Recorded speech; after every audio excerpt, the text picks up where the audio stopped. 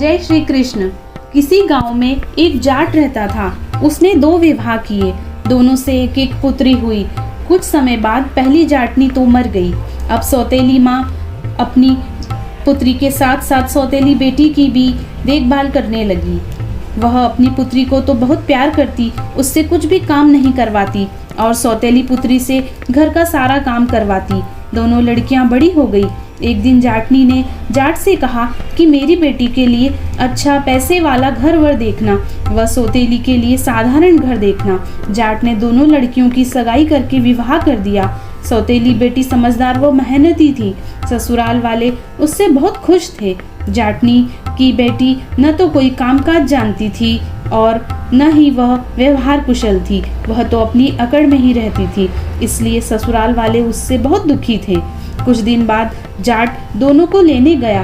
पहली वाली के ससुराल वालों ने तो उसकी बहुत बढ़ाई की, लेकिन दूसरी वाली के ससुराल वालों ने तो उसकी बहुत बुराई की और कहा कि ले जाओ अपनी बेटी को। जाट दोनों को लेकर अपने घर आया और सारी बात जाटनी को बता दी।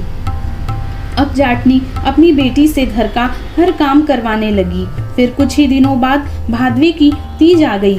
दोनों बहनें पूजा करने लगी तो पहली लड़की ने कहा, हे नीमड़ी माता, तू मीठी है, मुझे भी मीठी रखना। और दूसरी बेटी ने कहा कि नीमड़ी माता, तू तो कड़ी है। तब माँ ने सुना और उसकी समझ में सारी बात आ गई और तुरंत उसने अपनी बेटी से कहा कि वापस जाकर नीमड़ी माता की फिर से पूजा करो और कहो कि हे माता, मुझे मीठी रखना। तो लड़की ने फिर से नीमड़ी माता का पूजन करके कहा कि मुझे भी तेरे जैसी मीठी रखना।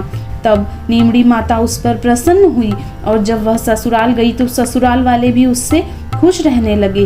अतः नीमड़ी को पूजकर नीमड़ी माता को हमेशा कड़ी न कह करके मीठा कहना चाहिए। हे नीमड़ी माता, सबको मीठी रखना, सबको खुश रखना और सबको प्रसन्न रखना। नीमड़ी माता की जय। तीज माता की जय।